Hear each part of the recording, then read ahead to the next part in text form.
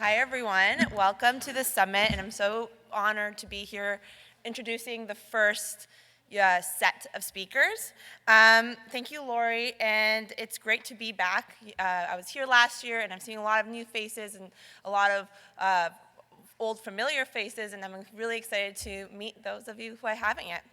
Every year, the Broadbent Institute invites those on the front lines of their movement to share about the work they've been doing.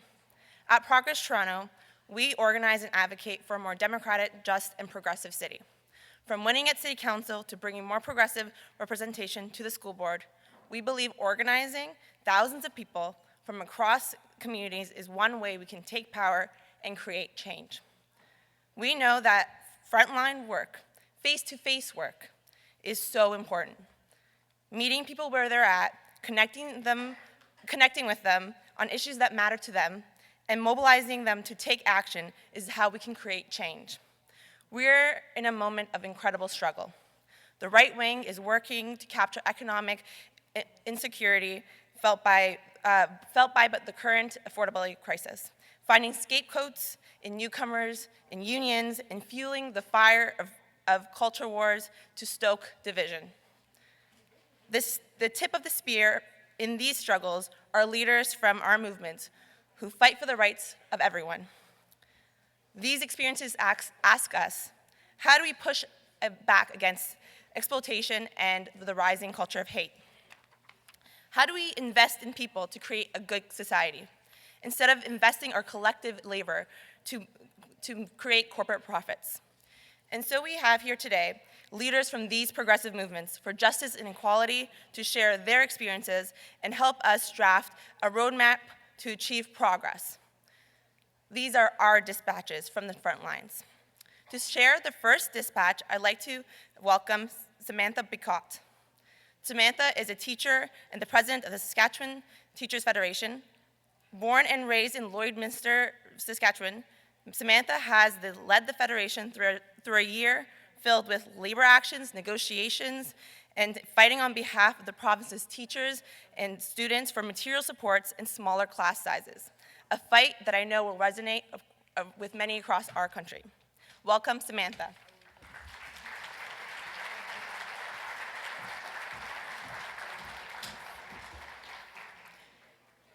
Thank you for that introduction and for having me here today to share the experiences of Saskatchewan teachers with all of you. As was said, my name is Samantha Becotte. I'm the president of the Saskatchewan Teachers Federation. And in connecting with the theme of this year's event of making a good society, to me, that begins with public education, a high-quality public education that every single child across this country not only deserves, but truly has a right to. And that is not being delivered in Saskatchewan, and I know that that's not being delivered to many other provinces across the country. In 2015-2016, Saskatchewan was first in the country for per-student funding, and over the last nearly a decade, we have dropped to close to last in the country for per-student funding amongst the provinces. This means that over that period of time, we have seen an additional 15,000 students come into our schools, and with that increased enrollment, we have only had an additional 10 full-time equivalent teachers. 15,000 children supported by 10 adults. It is unconscionable to think about the lack of supports and the decisions that our government is making to demolish our public education system in Saskatchewan. When I talk to teachers across the province, they use a healthcare term, actually, when they describe what they're experiencing in their classrooms. They talk about triage. They are triaging our students and our students' needs. And as I said, despite me being here representing Saskatchewan teachers, I know that across all of the provinces, we're experiencing similar challenges. Whether it is increasing violence and aggression in our classrooms, increased mental health issues with our students, increasing classroom complexity where needs are not being met and we have fewer professional supports in our schools to address those needs, as well as significant recruitment and retention issues of qualified teachers. This is a huge issue, not just within Canada, but across the world. Last year, I was a part of Education International meeting where I heard that there were 50 million, shortage of 50 million qualified teachers worldwide. And while we're not that significant here in Canada, it is still a significant concern about the lack of value that many of our governments are placing on teachers as professionals. As I said, or as you heard, we have been fighting in Saskatchewan through our collective bargaining process to ensure that the conditions in classrooms improve. One of our top priorities is having classroom complexity addressed, and our government refuses to address that through meaningful long-term commitments. We have, over the last year, worked very hard to mobilize our members. We have had a massive rally, or we had a massive rally back in April of 2023 where we had over 4,000 people attend, and I know that it might not seem like a big number when you're in Ontario, but when you're coming from Saskatchewan, this was referenced as the largest rally since the rallies for healthcare, or the Medicare rallies in the 60s. It was absolutely incredible.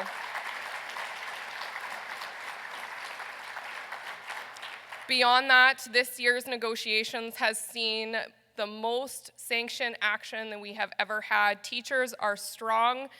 We know the importance of public education, and we are standing up and fighting for our children and the students of Saskatchewan schools.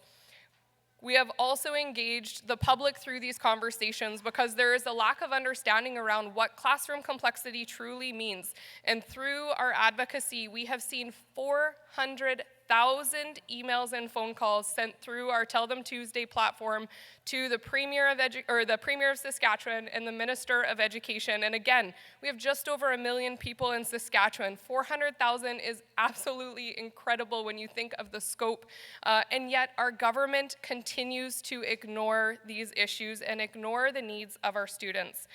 And so that brings me back to what we are here for. We want to make a good society, and that means supporting our children and ensuring that they have what they need to not just survive our pre-K to 12 education system, but to thrive in that pre-K to 12 education system so that they can support a strong society all across Canada.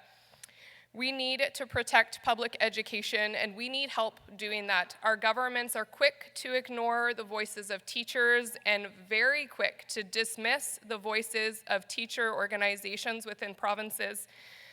And I'm going to end off with a quote from Mr. Broadbent himself from 1989. "For the sake of our children, let us all find that same spirit of reform, of courage, of tenacious intelligence that has led our nation to great accomplishments in the past. I know that we can have a high-quality education that is world-renowned here in Canada and through all of our provinces and territories. We just need the political will to have it happen, and that starts with the public." So thank you so much for having me here today, and thank you so much for your support for Saskatchewan teachers.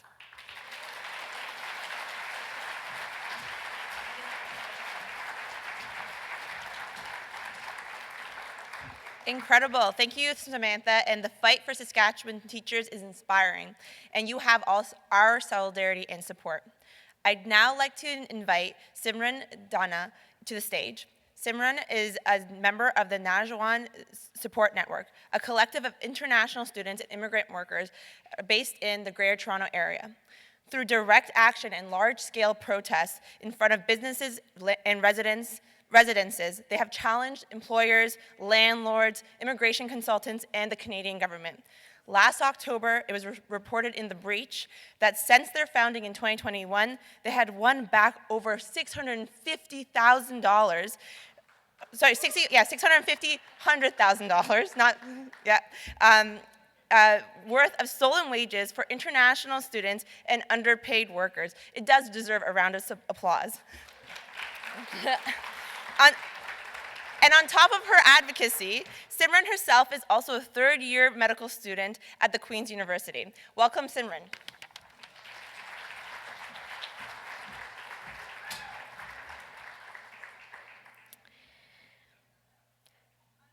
Before I dive into my work with the Naujawan Support Network, I would like to recognize the Anishinaabe Algonquin land we stand on, land stolen through an ongoing process of colonial violence and dispossession. That process, too, has intensified in Palestine recently amid Israel's genocide against the people of Gaza, with political and material support from the Canadian government. Our organization's deepest solidarity lies with Palestinians as well as Indigenous peoples everywhere resisting colonial violence.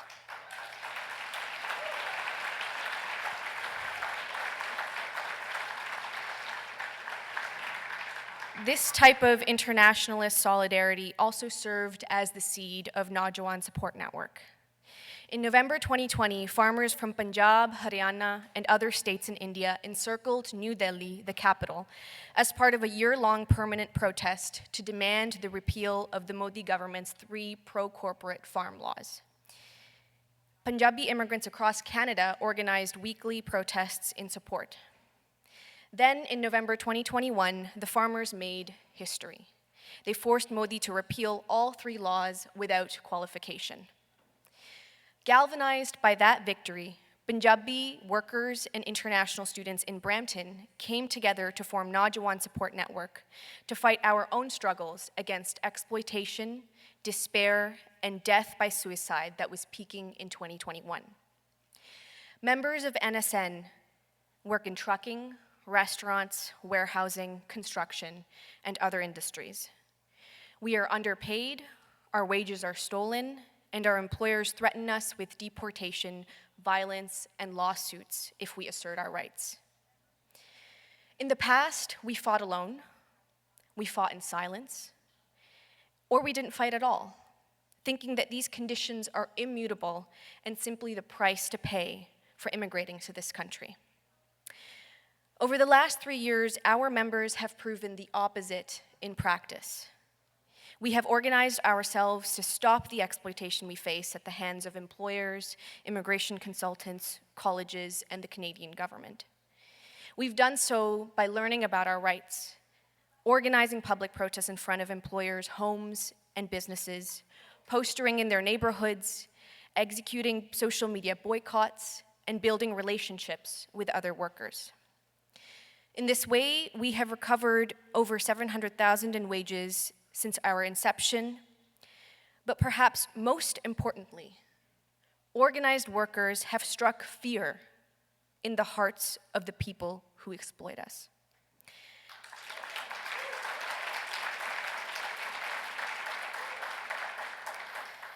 Allow me to tell you a story about this fear.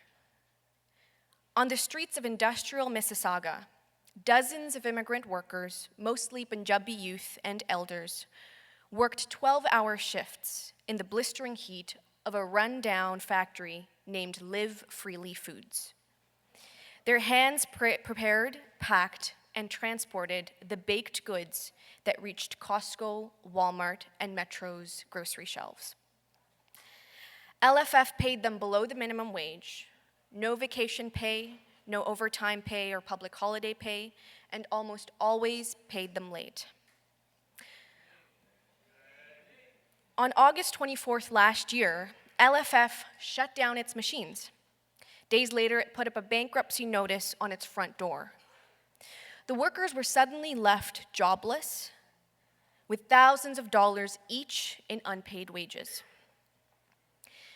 Now, this would have ordinarily been the straw that broke the camel's back, because as we quickly learned, bankruptcy almost always means that workers will never receive 100% of the wages they are owed.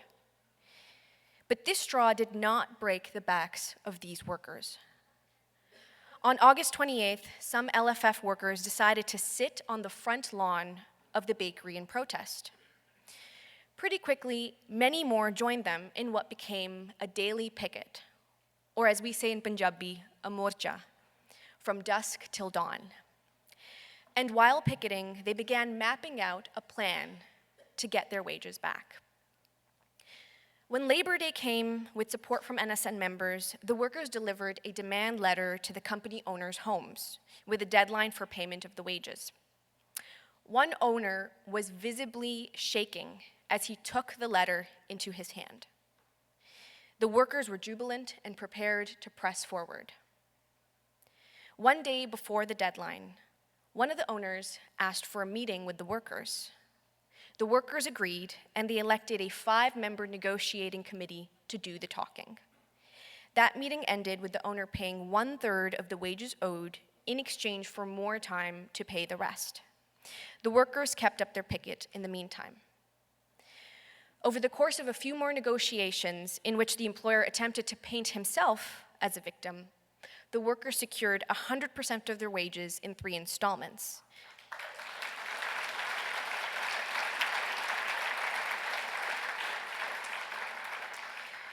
When a second wave of workers joined them, they also negotiated payment for that cohort in solidarity.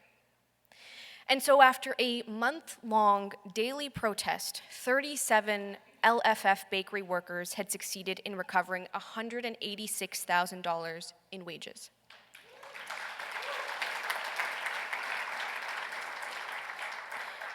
So what did the LFF workers achieve through this struggle? First, through the course of this protest, they shifted their fear of their employer onto the employer himself, who trembled at the prospect of organized workers showing up to his neighborhood to expose him. In doing so, the workers imposed real consequences for exploitation where previously there were none. Second, the LFF workers organized themselves in a de facto union of their own making. There was no media coverage or political support for any of this. And while the labor movement has been very supportive of NSN's work, in this instance, there was no presence by labor unions either. What this shows is that non-unionized workers are capable of organizing and acting independently, but also that solidarity from unions is critical to building greater power for all workers in our shared struggles.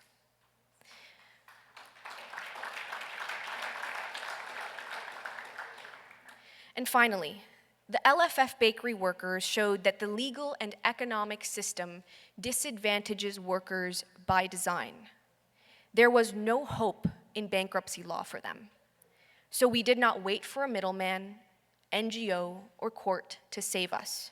We relied on each other's courage and expertise as a self-organized unit. We envision a future in which workers are at the forefront of our collective fights and exercise control over our living and working conditions. That future will be a brighter one for all. Thank you for your time and attention, and thank you to Broadbent for your support.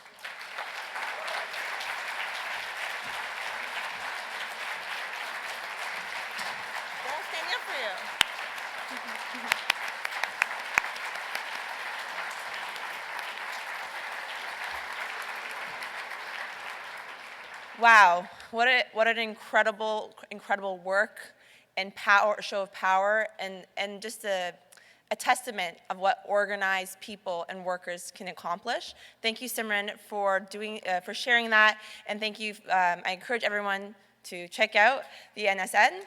All right, and now I would like to invite an international perspective and welcome Sarah Timmann to the stage. At 27, she's the youngest Social Democrat elected to the state parliament anywhere in Germany as a member of the Hamburg state legislature.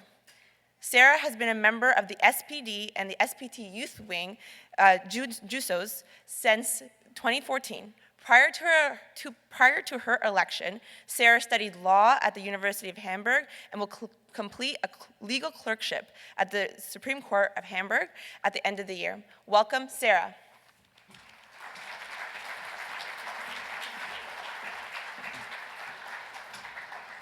Yeah, hi everyone. Thank you so much for having me, and thank you so much for the opportunity to be here with you today. My name is Sarah Timmann. I'm a member of the state parliament in Hamburg, and just like here in Canada, in Germany, it feels like we are going through very serious and very difficult times right now. One crisis after another, and it just won't seem to end.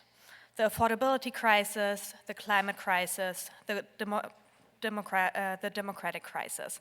So I feel like these crises are escalating and reinforcing each other, And we are seeing a rise of the far right all over Europe and the whole world. So in Germany, the far right party is called the AfD, maybe you heard of it. They're very racist, very homophobic, and very dangerous for that matter. So their popularity is growing right now, unfortunately, and they might even win the elections in the east of Germany. They have made immigration an extremely controversial issue in Germany, but their plans aren't just wrong, they're extremely anti-democratic. So late last year, members of the AfD and other far-right extremists had a secret meeting where they discussed the idea of deporting immigrants in Germany, even citizens. So this was a very scary and a very sad moment for many Germans, and I think we can all agree that these ideas should have no place in our democracy, and yet a far-right party in Germany is discussing them, trying to win more working class voters. So I hope the picture you can see behind me, it was taken in Hamburg at a demonstration after news broke out about that secret meeting I just talked about, and more than 100,000 people from Hamburg came out that day and stood up against hate. So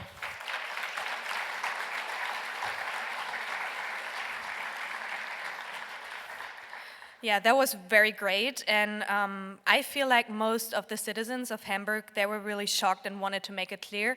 Hamburg is a diverse city that welcomes all nationalities, or all sexual orientations, and all genders.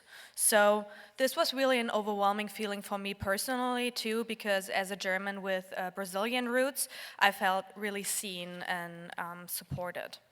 So it was a reminder, it was a great reminder as a progressive that we win elections when we focus our politics on uniting people. Some have argued in Germany that the way to beat the far right is to outbid them when it comes to immigration, or to adopt far right position when it comes to immigration policy. But I strongly believe, we should all know it by now, it is so extremely pointless. People will always vote for the original. So we must make our positions as progressives very clear. We must fight far-right populism by showing the people the future we want to achieve. It may sound simple, but if we look at what most reliably protects us against anti-democratic tendencies is a secure employment with a good income, appreciation at the job, and the opportunity to live a good life. So it's not enough to tell people about the good life. They have to experience it, they have to see their kids happy, and they have to feel like part of society. We must embrace the working class of our countries in a way which hasn't been done yet. Fair pay, a 32-hour week, more protections for unions and collective agreements.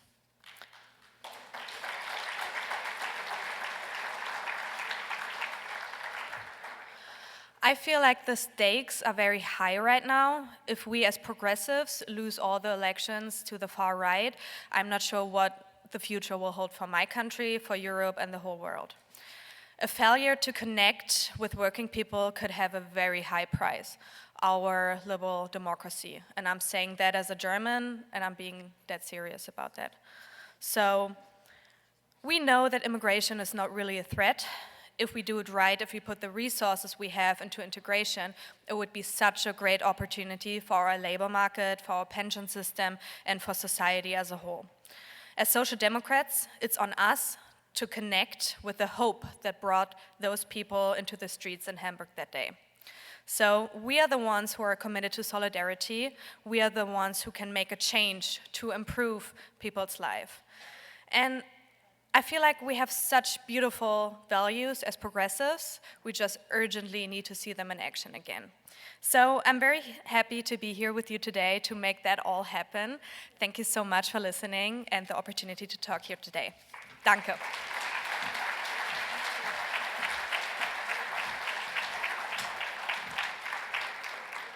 Thank you, Sarah, for sharing an international perspective and reminding us that our struggles extend beyond our borders and they resonate all across the world.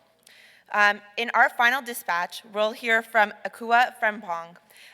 Akuah is a healthcare administrator for a health organization in downtown Toronto, where she works with shelter partners and community organizations to provide low-barrier healthcare clinics to individuals experiencing homelessness. Akuah is also an alumni of the Broadbent Institute's Emerging Leaders Program. A member of last year's inaugural cohort, Akuah's vision, initiative, and leadership shows what the next generation of change makers can accomplish, but what they already are accomplishing. Thank you. Please welcome Akuah.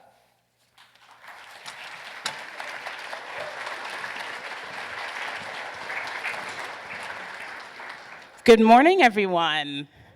Oh, love it. Okay, so last but certainly not least, I'm going to try to make this a little bit as interactive as possible. So good morning, everyone. My name is Akuah Frempong, pronouns she, her, and I currently reside in the Mississaugas of Scugog Island First Nations, now formerly known as Whitby, Ontario. So in terms of making this a little interactive, I actually have a slogan for all of us this morning. So when I say, what are we going to make, you're going to say the good society. Okay, so what are we going to make? What are we going to make? What are we going to make? Love it. Okay, so in terms of my experience in the Emerging Leaders Program last year, I learned an array of skills, whether they range from leadership to marketing, to organizing as well. We learn about government relations and financing. But I think the most invaluable thing that I learned and actually took away were the relationships that it built. So I was so pleased to hear that there was going to be another cohort. And again, congratulations to the second cohort of the Emerging Leaders Program. And essentially the goal of this program was to share Ed's vision in terms of cultivating the next generation of leaders to bring forth the good society. So what exactly is the good society? It was Ed's vision for equality, as we've heard earlier today. He wanted to ensure that everyone had equal rights and equal opportunity and equal worth in a society that championed human rights. He wanted to make sure that everyone had social and democratic and economic benefits, and that universal rights such as healthcare services, education, social welfare, and housing were taken into consideration. Now, in making the good society, each of us actually have a responsibility to contribute this, whether big or small. So how do we do this is actually through celebrating, acknowledging, and appreciating each other's intersections. So for instance, one of my main intersections is my race. I'm a proud Ghanaian, Jamaican, Canadian woman. Some other Ghanaians in the room, love it. And I lead with this in terms of how I interact with the world. So Akuah actually means a girl born on a Wednesday. And I actually used to have imposter syndrome and be like, oh my God, was I actually born on a Wednesday? I Googled it, it actually was a Wednesday. And so these are one of the things that I use to interact with the world. But what happens when we don't make the good society? And so a consequence of that is what we're seeing with our current housing crisis. So I have the privilege of being the nursing programs coordinator at Inner City Health Associates, which provides a range of healthcare services for people experiencing homelessness in the city of Toronto. So the image that you're looking at, it was actually taken in July of this past year in 2023, and it's in front of 129 Peter Street. So for those of you who don't know, in downtown Toronto, just off of Queen, Shark, which is the Streets to Homes Assessment and Referral Center, pre-COVID, was actually the place where people went to try and find a shelter bed in the system. Post-COVID, that's no longer the case. So essentially, to find a shelter bed system, you have to call a number called Central Intake. It's very dehumanizing. You essentially wait on the line for hours or minutes on end to find out there's actually no beds in the entire system. It's over capacity, it's at max, there's no housing anywhere. And this is just for the people who are trying to actually access a shelter bed. This doesn't include people who might be staying in encampments or sleeping rough. So over the summer, we had an influx of refugees who came from predominantly African countries, and actually the building that you see where the yellow is actually the assessment center. So what happens is that a lot of people were coming in, they were told that you have to go to Shark to try and find a shelter bed, so that's where they were going. And over the summer, over a number of weeks, people were accumulating and they were sleeping outside. So the images that you're looking at here in terms of the garbage bags, that is not garbage. Those are people's belongings. Those are their lives, their dreams, their hopes that they brought with them to try and get a better life here in Canada. And so one of the things that I found particularly interesting about the discourse of the people who were outside was, again, their race. It was predominantly dark-skinned African people, just like myself, beautiful as ever. And they essentially were outside and they wanted services. But what was the discourse? It was the age-old trope of, well, why don't they go back to their countries? Frankly, on stolen indigenous land, that's quite comical to me that we would even say that, but here we are. Here we are. And essentially, they were told that there was no space for them. So advocates obviously came out. They were like, listen, this is unacceptable. We need to do something about it. So churches, community organizations, they stepped up when our governments were blaming each other in the media, not sitting down, not doing what they were supposed to do, and they organized. And that led to the work that we do at Inner City Health Associates, where we actually have a team of nurses, phenomenal nurses, who go out and they actually provide healthcare services to people where they're at. So we had people go out, we spoke to some of them, and they actually noted that they didn't actually have a lot of particular acute and chronic health care needs. A lot of the things that they needed were actually social supports. They were case management, documentation issues and needs that they needed assistance with. So finally, the governments got it together, and they said, you know what, okay, we're gonna provide some funding temporarily, but it doesn't actually solve the issue of the housing crisis. Even if all of the people are able to get things set up in terms of their housing, or they're able to actually get in terms of some economic benefits in terms of their documentations. If they start off in minimum wage jobs, I calculated it roughly, if you worked minimum wage in Ontario for 40 hours a week, you would make roughly $2,600. The average rent for a one-bedroom in Toronto is $2,000. Which means we're seeing the consequence of not having the good society where people's social and economic benefits are lacking. And another thing that we also didn't consider was some of the intersections of the people who were outside. So we actually, when we started to profile some of the people that were being captured in the media, some of them said that they were actually fleeing persecution of countries where they were from. Ghana, Kenya, and Uganda have all recently passed anti-2S LGBTQIA+ laws. Recently, very recent, exactly, shameful. And we had people saying the audacity, well, why don't they go back to their country? They belong, right? And so, while we try our best to provide people with a particular social determinant of health, which is access to housing, it doesn't actually solve the main social determinant of health, which is, can anyone tell me what the main social determinant of health is? Starts with an I. Income, exactly. It doesn't solve the issue of income. It doesn't solve the issue of those social and economic benefits that EDS strive to in making the good society.